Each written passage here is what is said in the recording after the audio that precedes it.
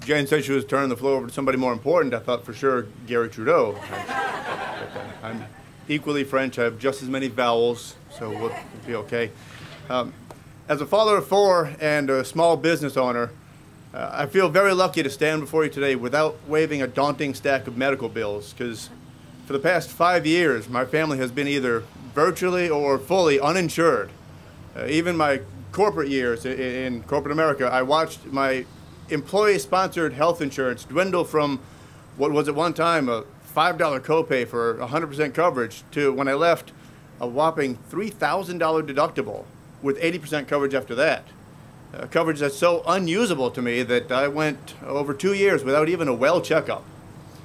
And the result of those 2 years was very poor health for myself, weight of 215 pounds, blood pressure of 165/108. And I was sent home from work for health reasons, and I was put on medication to correct the problem. Medication that I couldn't even afford, even with the health insurance. So for the past 2 years, my family's been on the standard small business owner's health insurance plan, which if you are one, you know that means you have no coverage, and you hope that the lingering coughs go away on their own.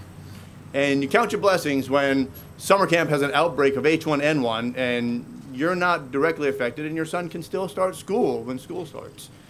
So you spend a whole lot of time wondering how bad is bad enough to go and get medical attention.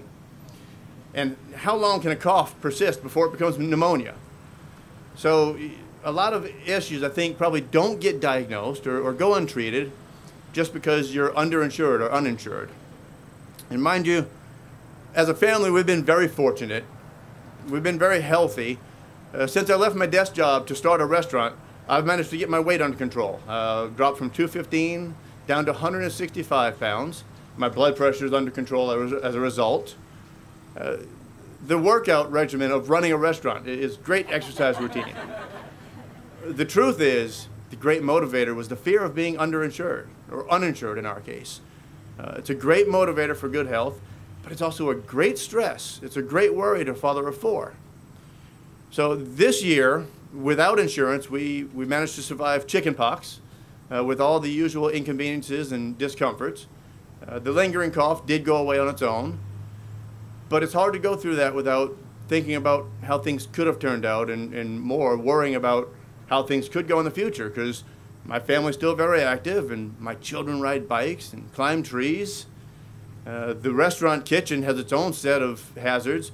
We've probably gotten used to dealing with severe burns and cuts that needed more attention than just Band-Aids or gauze from the drugstore across the street.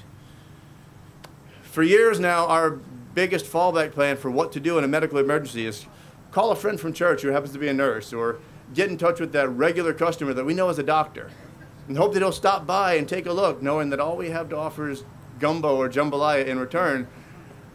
And the truth is, when my son falls out of a tree and breaks an arm, jambalaya is not going to cover that. So it's really good to know that the Jane Pauley Community Health Center will exist to help my family of 6 not fall through the cracks of health care. Thank you.